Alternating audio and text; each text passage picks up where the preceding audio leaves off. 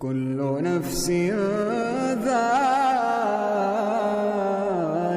الموت ثم إلينا ترجعون والذين آمنوا وعملوا الصالحات لنبوئنهم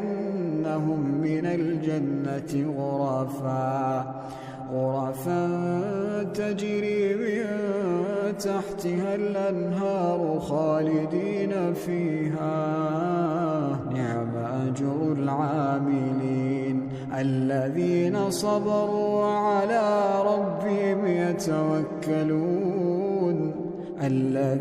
صبروا وعلى ربهم يتوكلون وكأين من